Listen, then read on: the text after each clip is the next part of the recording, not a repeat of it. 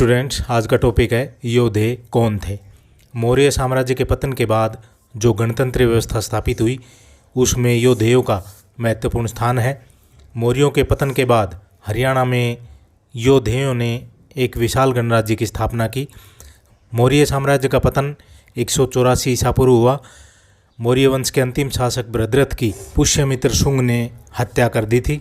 कुछ विद्वानों का मानना है कि जब तक मौर्यों का शासन था तब तक हरियाणा उन्हीं के शासन क्षेत्र के अधीन रहा।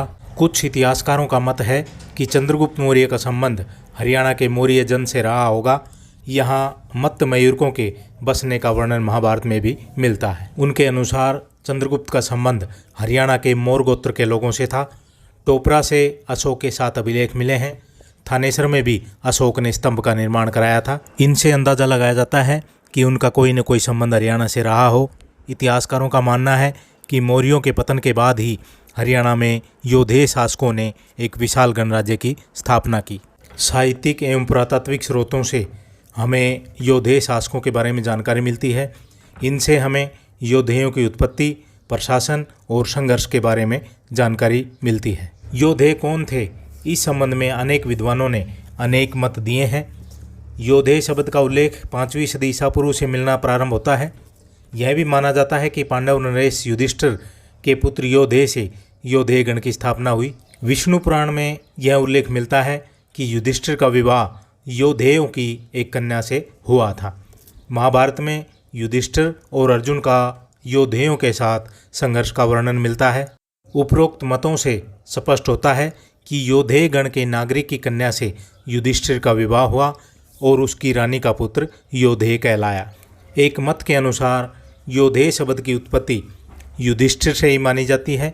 भाषा विज्ञान की दृष्टि से युधिष्ठिर का ही बिगड़ा रूप योधेय माना गया है। यह भी माना जाता है कि राजा ययाति के पुत्र अणु के वंश में 11वां शासक योधेय था और उससे इस गण का नामकरण योधेय हुआ, परंतु अणु के 11वें वंशज के समय का कहीं उल्लेख नहीं मिला। पाणिनि की पुस्तक अष्टाध्यायी के श्लोक युधाया अपत्य योधे के आधार पर युधा नाम की माता से उत्पन्न संतान योधेय कहलाई। डॉक्टर केसी यादव का कहना है कि युद्ध में रत रहने वाले शूरवीर योद्धाओं से ही योधेय शब्द बना है। यह एक शूरवीर कबीला था। पाणिनि ने भी इनको आयुधजीवी कहा है। पंतजलि की पुस्तक महाभाष्य में भी योधेयों का वर्णन मिलता है। समुद्रगुप्त की प्रयाग प्रशस्ति में योधेयों का उल्लेख सम्राट को संतुष्ट करने वाले गणों के साथ हुआ है। शक शासक रुद्रदामन के जूनागढ़ अभिलेख में भी योधेयों का उल्लेख मिलता है।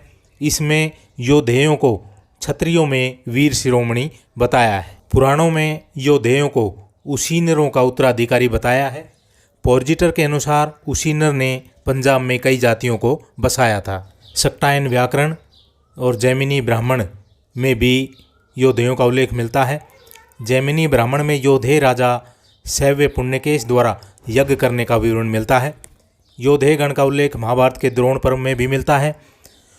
इस प्रकार स्पष्ट रूप से योधेय शासकों का उत्पत्ति का समाधान नहीं किया जा सकता। डॉक्टर केसी यादव के अनुसार तथा पाणिनि की अष्टाध्यायी के अनुसार ये वीर लोग थे जो युद्धप्रिय थे। तो स्टूडेंट्स, ये था टॉपिक योधेयों की उत्पत्ति, जो BA 4th सेम के लिए उपयोगी हैं। ज़्यादा से ज़्यादा स्टूडेंट्स को शेयर करें। Thank you.